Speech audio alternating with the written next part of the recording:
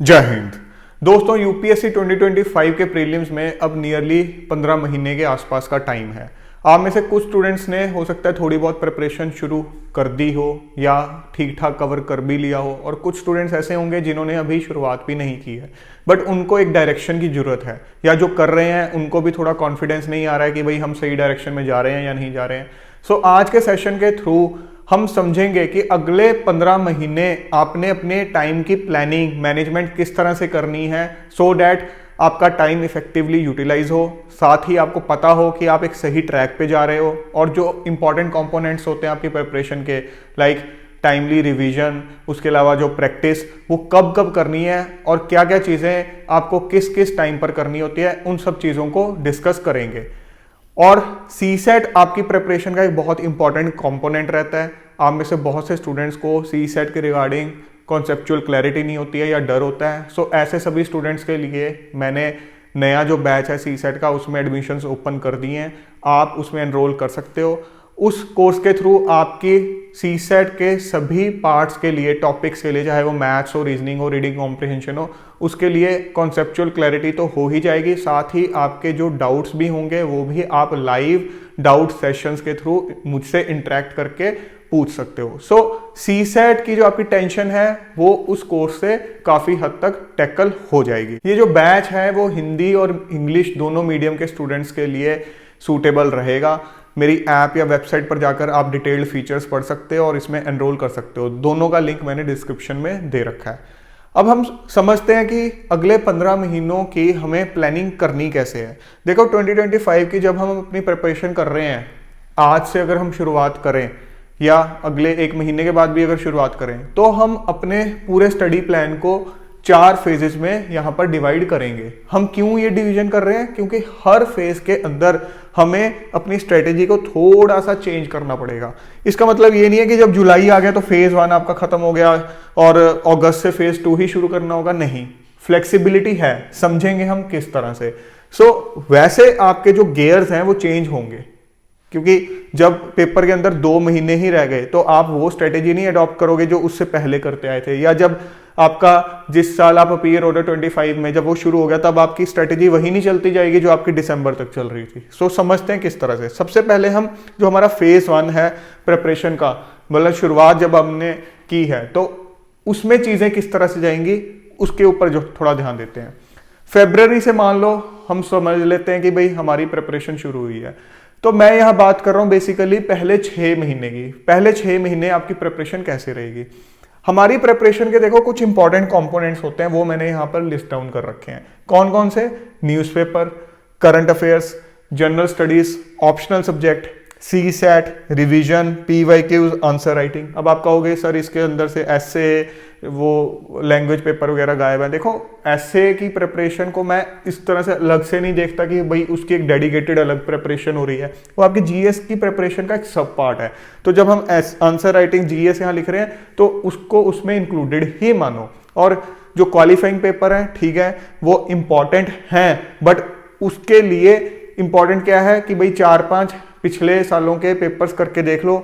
अगर हो रहे हैं तो ठीक है, यू विल क्वालिफाई। नहीं हो पा रहे तो वो पर्टिकुलर कंपोनेंट के ऊपर थोड़ा ध्यान दे लो जो आपसे नहीं हो पा रहा, तो उसमें हमें अलग से यहाँ लिस्ट डाउन करने की जरूरत नहीं है। अब हमें देखना कि भाई इस फेज के दौरान हमें किस कंपोनेंट पे कितना टाइम लगाना है और किस कंपोनेंट को करना है और किस तरह से करना है और किसको नहीं करना और क्यों नहीं करना। सबसे पहले न्यूज़पेपर।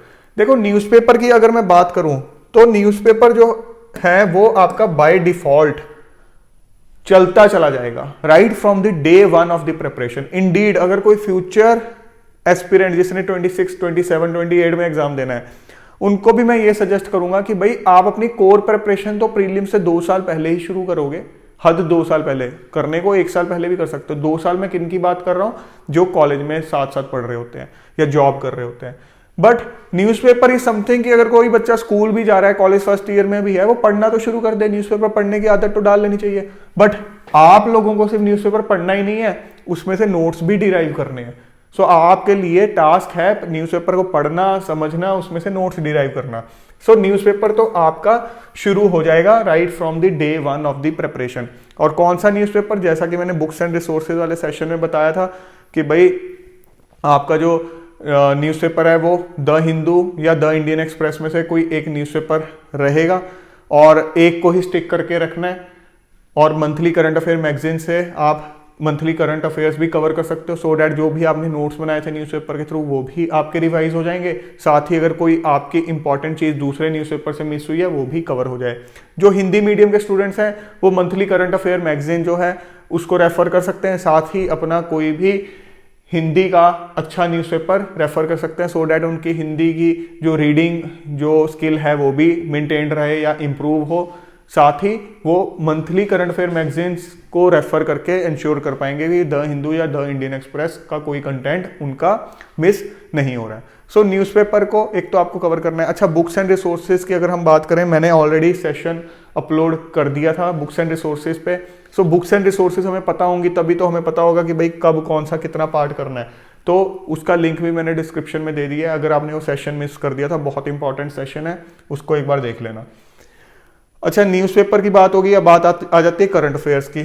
वैसे तो आपको न्यूज़पेपर और करंट अफेयर्स इंटर रिलेटेड ही लगेंगे, ऑब्वियसली हैं भी, बट न्यूज़पेपर का काम सिर्फ और सिर्फ ये नहीं होता कि हाँ करंट अफेयर्स से रिलेटेड जो फैक्चुअल चीज़ें हैं उनको नोट डाउन करना, नहीं। न्यूज़पेपर का काम है जो आप स्टैटिक पार्ट पढ़ रहे हो अपनी बुक्स से, उनको करंट में जो इवेंट्स हो रहे हैं उनके साथ रिलेट करना, मतलब डायनामिक थिंकिंग, डायनामिक एबिलिटी को एनहांस करना, डेवलप करना, सो डैट आप एक अच्छे आंसर्स लिख पाओ। सो करंट अफेयर्स एक अलग चीज है, न्यूज़पेपर का पर्पस जो है वो करंट अफेयर्स से ब्रॉडर है। तो करंट अफेयर्स इज जस्ट सब part of newspaper reading. Newspaper reading बहुत बच्चे अवॉइड करते हैं सोच के मैं तो मंथली करंट अफेयर मैगजीन पढ़ लूंगा, तो वो क्या कर रहे हैं कि जो न्यूज़पेपर का एक पर्पस था उसका एक पर्पस, एक सब पर्पस ही फुलफिल कर रहे हैं, जो बाकी पर्पस था वो तो समझ ही नहीं पाए वो, तो वो प्रेपरेशन में बहुत ज्यादा लैग कर जाते हैं।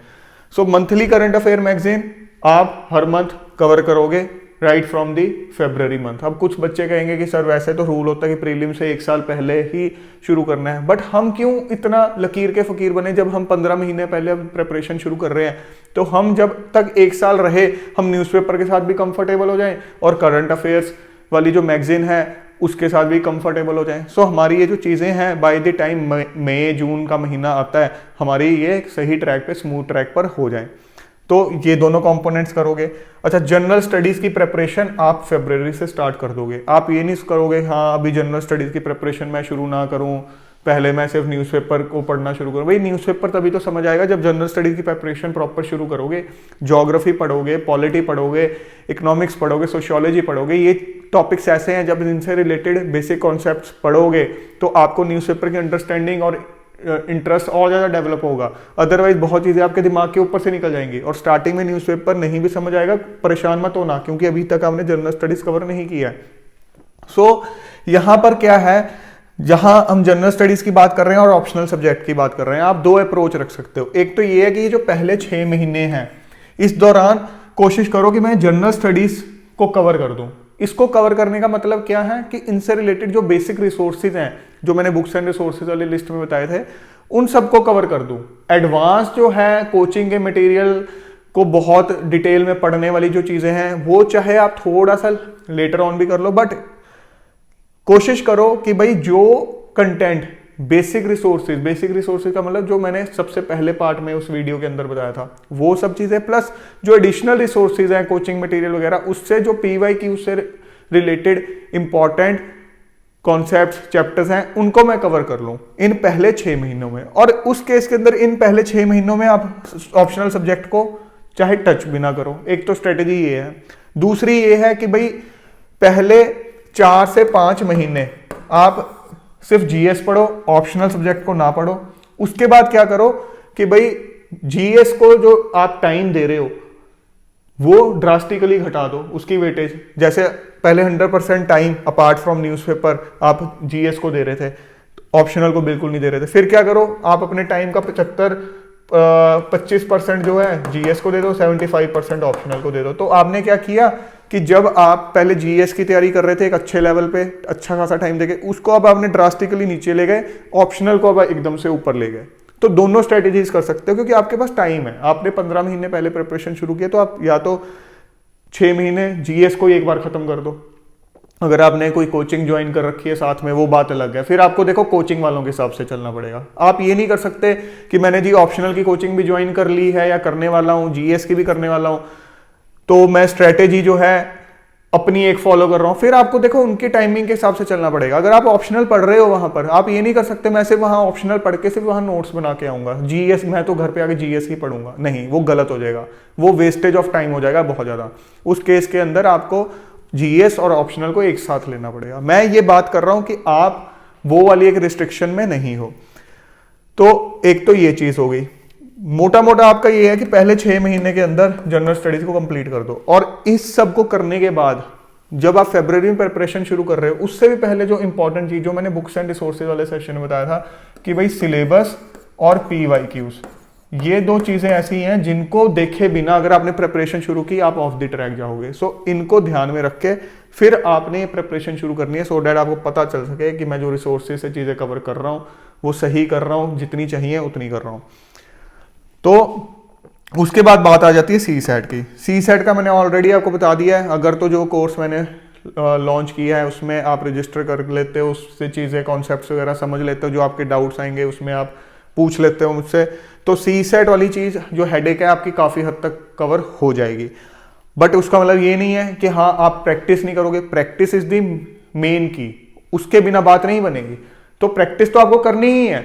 तो मैं ये कहूँगा कि आपने आदत बना लेनी है कि आपने ऑल्टरनेट डेज पे कुछ एक क्वेश्चन जो है सी सेट के ट्राई कर लेने हैं। मान लो आप ये जनरल स्टडीज का जो थ्योरेटिकल पार्ट करते करते बोर हो गए, आप फॉर अ चेंज कि भाई मैं चलो कुछ एक 2-4 क्वेश्चन मैथ्स के सॉल्व करके देख लेता हूँ, 2-4 क्वेश्चन रीजनिंग के सॉल्व करके देख लेता हूँ, 1-2 कॉम्प्रिहेंशन सॉल्व करके देख लेता हूँ।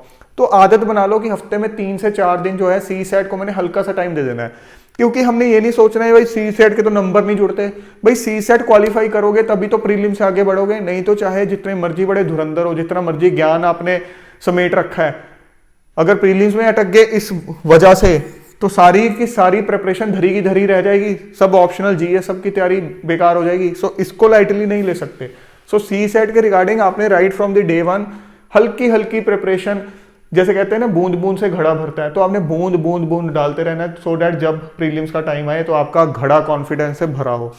उसके बाद रिवीजन की अगर बात करें, देखो रिवीजन की आपको आदत रखनी है। वीकली रिवीजन आपने right from the day one of the preparation अपनी आदत बना लेनी कि भाई जो हफ्ते में पढ़ा वो मैंने हफ्ते के एंड में रिवाइज किया, पूरे महीने में जो पढ़ा उसको अगर मंथली बेसिस पे रिवाइज किया, वो मंथली रिवीजन का स्लॉट आपका बड़ा हो जाएगा। सो रिवीजन साथ साथ चलेगी। पीवाई की उस पर तो सबसे पहले नजर मारनी है, और प्रिपरेशन करते हुए भी थोड़ी थोड़ी नजर मारते रहो, सो डैट ऐसा ना हो कि प्रिपरेशन करते हुए बीच में आपको लगे कि यार तब मैंने पीवाई क्यूज देखे थे, अब मुझे ध्यान नहीं कि एग्जैक्टली किस टाइप के क्वेश्चन आए थे इस चैप्टर से। क्योंकि ऐसा नहीं है कि पीवाई क्यूज आपके ध्यान से नहीं निकलते हैं, हर एक के दिमाग से निकल जाते हैं। सो हमें बार बार पीवाई क्यूज को ध्यान में लाना होता है, रिफ्रेश करना होता है, सो डैट हम अपना दायरा जो है, अपनी जो बाउंड्रीज हैं वो डिफाइंड रखें। आंसर राइटिंग की अगर बात करें, ये टाइम नहीं है जब आप आंसर राइटिंग करोगे। सो ऐसे मत करना कि जनरल स्टडीज का एक टॉपिक पढ़ा आंसर लिखने लग गए। अभी टाइम ये है कि मैं अच्छे से इफेक्टिव वे से चीजें को समझ के एक सही टाइम के दौरान अपनी जीएस की प्रिपरेशन को कंप्लीट कर लो। सो ये जो हमारी फर्स्ट विंडो है, फर्स्ट फेज है, यहाँ हमारा जो मेन फोकस है वो किस चीज पे है? जनरल स्टडीज के सिलेबस के कंप्लीशन के ऊपर। साथ ही न्यूज़पेपर तो हमारा एक मेन एजेंडा रहेगा ही रहेगा, वो थ्रू आउट दी प्रिपरेशन रहेगा। अभी जो हमारा एसेट चीजें हैं जिनको अभी हम आप कह सकते हो थोड़ा पीछे रख सकते हैं, सेकंड प्रायोरिटी पे रख सकते हैं, वो है एक तो ऑप्शनल सब्जेक्ट, उसके अलावा आपके आंसर राइटिंग। ये दो चीजें हैं जो कि अभी आपने पीछे रखी हुई हैं। इसके बाद अगला फेज आता है हमारा अगस्त से दिसंबर का फेज, अगले 5 महीने का फेज। इसके दौरान न्यूज़पेपर, करंट अफेयर जैसे हमारा चलता है वैसे ही स्ट्रेटेजी रहेगी, इसमें कोई फेरबदल नहीं होने वाला है। आपकी अंडरस्टैंडिंग अब तक न्यूज़पेपर की बढ़ चुकी होगी, जीएस आपने कवर कर लिया तो न्यूज़पेपर की अंडरस्टैंडिंग बढ़ चुकी होगी। इस टाइम जो है जीएस की आप करोगे रिवीजन। मैं ये मान के चल रहा हूं इस टाइम तक आपका या तो 100% जीएस का सिलेबस हो चुका होगा या एटलीस्ट 75 से 80% तो हो गया होगा। तो अगर पूरा नहीं हुआ तो करो, पीछे वाली की भी रिवीजन करते चला जाओ। ये आदत या ये गलती मत करना कि जो पढ़ रहे हो पीछे वाला छोड़ते चले जा रहे हो, फिर क्या होगा, पूरा कवर किया उसके बाद लगेगा जो पहले स्टार्टिंग में किया था वो याद ही नहीं है। तो ये गलती नहीं करनी है। सो अगर पूरा कवर कर लिया तो ये नहीं है अब हम जीएस को टच नहीं करेंगे, आप रिवीजन करते चले जाओगे, सो दैट जीएस पे जो कॉन्फिडेंस है वो बिल्डअप होता जाए रेदर देन ड्रॉप होता जाए। ऑप्शनल सब्जेक्ट इस टाइम बहुत प्रायोरिटी पे रहेगा। आपने इस फेज के दौरान दिसंबर तक कंप्लीट करना है अपना ऑप्शनल, कोशिश करनी है कि दिसंबर तक आपका ऑप्शनल कंप्लीट हो जाए। ये जो मैं कह रहा हूं चीजें, ये नहीं है कि आप लकीर के फकीर बन जाओ कि मान लो मैंने कह दिया जी पहले 6 महीने में जीएस कंप्लीट हो जाए, आपकी जी अभी भी रह गई थोड़ी बहुत, तो आप सोचो यार मैं तो स्लो हूं, सर तो एक्सपेक्ट कर रहे थे कि ज्यादा इस टाइम तक हो जाता होगा सबका, मैं, ऐसा नहीं है। थोड़ी बहुत फ्लेक्सिबिलिटी रखो, हो सकता है किसी का 5 महीने में हो जाए, हो सकता है किसी को 7 से 8 महीने लग जाए। हमने इफेक्टिवली चीजें कवर करनी है, ये नहीं है कि भाई इस टाइम तक पत्थर पे लकीर हो गया, करनी ही करनी है, कोई बाउंडेशन नहीं है इस तरह की, बट एक फिर भी डेडलाइन दिमाग में होनी चाहिए, तभी आप चीजों को कवर करोगे। सो ऑप्शनल सब्जेक्ट भी हमारा हो जाए, और जब ऑप्शनल सब्जेक्ट को भी कर रहे हो तो उसकी भी पीरियोडिक रिवीजन साथ साथ कर रहे हो। सो रिवीजन एक ऐसी चीज है जो साथ साथ चलती चली जाएगी। पीवाईक्यूज ऑप्शनल के भी आपने रेफर करने हैं, तभी ऑप्शनल के आंसर्स किस तरह से लिखने हैं, किस कंटेंट को कवर करना है, वो सब चीजें समझ में आएंगी। हाँ, आंसर राइटिंग की अगर मैं बात करूं, अब कुछ सब्जेक्ट्स देखो ऐसे होते हैं लाइक जो साइंस से रिलेटेड ऑप्शनल होते हैं, मैथ्स हो गया, फिजिक्स हो गया, ये ऐसे हैं कि आपको पीवाईक्यू से रिलेटेड क्वेश्चंस जो है अटेम्प्ट करके देखने ही पड़ेंगे, क्योंकि न्यूमेरिकल्स आपको कई तरह के आपको देखने को मिलते हैं। तो depending upon the type of optionals, ये आंसर राइटिंग वाला जो रूल है कि भाई ऑप्शनल की आंसर राइटिंग कब करनी है, वो मैं प्रिसाइजली डिफाइन नहीं कर पाऊंगा यहाँ पे, वो डिपेंड करता है आपका ऑप्शनल किस तरह का है। कुछ ऑप्शनल्स ऐसे हैं जिसमें मैं सजेस्ट करूंगा कि भाई पहले आप ऑप्शनल सिलेबस कंप्लीट कर लो अच्छे से, फिर आंसर राइटिंग करना। कुछ ऐसे हैं जिनकी साइड बाय साइड आपको करनी पड़ेगी, आपके पास चॉइस कोई नहीं है। बट हाँ, ये टाइम ऐसा है जहां आप आंसर राइटिंग जीएस की तो शुरू कर ही सकते हो। अब आपने जीएस का जब एक बार सिलेबस कंप्लीट कर लिया और रिवीजन कर रहे हो, तो आंसर राइटिंग जो है थोड़ी थोड़ी आप शुरुआत कर सकते हो। आप हफ्ते के अंदर डेडिकेटेड रख सकते हो कि भाई मैंने इतने आंसर्स लिख के देखने हैं, पी, और लिखने कौन से हैं। आपको कोई इस दौरान ये नहीं चाहिए कि हाँ मुझे कोई क्वेश्चन बैंक बाहर से चाहिए, मुझे कोई किसी की टेस्ट सीरीज इसके लिए ज्वाइन करनी पड़ेगी उस टाइम पे, नहीं। सबसे पहला टारगेट है पीवाईक्यूज। आपके पीवाईक्यूज प्रीलिम्स और मेंस दोनों के कंप्लीट होने चाहिए, तब जाके आप एक्सटर्नल रिसोर्सेज की तरफ भागो। आपके वही चीजें कंप्लीट नहीं है जो यूपीएससी ने आपको प्रोवाइड कर रखी हैं और आप बाहर चीजों पे रिलाई करना चाहते हो, ये स्ट्रेटेजी बिल्कुल गलत है। सो आंसर राइटिंग इस टाइम पे कर सकते हो। सी सेट अगेन ऐसी चीज है जिससे रिलेटेड कुछ क्वेश्चंस आप कर सकते हो। जो कोर्स है मेरा, उसकी वैलिडिटी आपको अभी अगर आप एनरोल करते हो तो 18 मंथ्स की मिल जाएगी। तो आपके पास वो कोर्स की वीडियोस तो होंगी ही। कोई आपको मान लो कॉन्सेप्ट में लग रहा है कि यार ये कॉन्सेप्ट मुझे भूल गया या इसमें डाउट आ गया, तो आप रेफर भी कर सकते हो उस चीज़ को।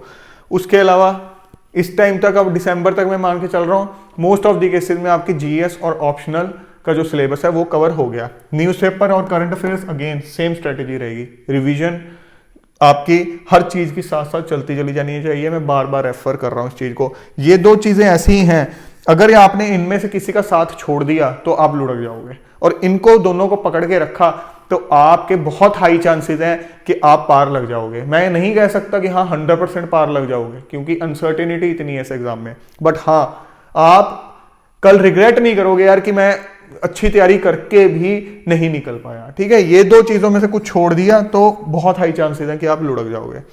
जनरल स्टडीज की इस टाइम पे रिवीजन, ठीक है, इसकी भी ऑप्शनल सब्जेक्ट की भी रिवीजन। कुछ कंपोनेंट्स अगर आपके रहते हैं तो आप कर सकते हो। कुछ स्टूडेंट्स ऐसे होते हैं जिनका सिलेबस नहीं कंप्लीट होता, जैसे ही 2025 चढ़ेगा वो पैनिक हो जाएंगे, यार अब क्या करें, अब तो सिर पे पेपर आ गया। नहीं, ये 3 महीने ऐसे हैं जिस दौरान आप अपने ऑप्शनल और जीएस के अगर कुछ टॉपिक्स पढ़े हैं उनको अभी भी कवर कर लो। अगर आपको लगता है कि आपकी पेस इतनी स्लो थी कि आपके भी बहुत सारे टॉपिक्स पढ़े हैं, तो पीवाईक्यूज तो आप देखते ही चले जा रहे हो, तो उन टॉपिक्स पे ज्यादा एम्फोसाइज करो जिनसे रिलेटेड ज्यादा क्वेश्चंस पूछे जाते हैं, जिन पे ज्यादा फोकस करता है यूपीएससी। सो सिलेक्टिव सिलेबस कवरेज, मैंने कुछ दिन पहले इस साल के यूपीएससी 2024 के जो कैंडिडेट्स हैं उनके लिए भी बनाया था कि भाई आप अभी पैनिक हो रहे हो कि हाँ अब मैं पूरा प्रीलिम्स के गेयर में आ जाऊं। नहीं, आपकी जो प्रिपरेशन है वो पूरी प्री कम मेंस ओरिएंटेड चलेगी। कभी भी अपनी प्रिपरेशन को इस तरह से डिवाइड मत करना कि अभी मैं सिर्फ प्रीलिम्स की कर रहा हूं, अभी मैं सिर्फ मेंस की कर रहा हूं। ये गलती कभी भी मत करना, अदरवाइज आपकी प्रिपरेशन सही ट्रैक पर नहीं जाएगी। अगेन सी सैट की जो प्रैक्टिस है वो साथ साथ आपकी चलती रहेगी।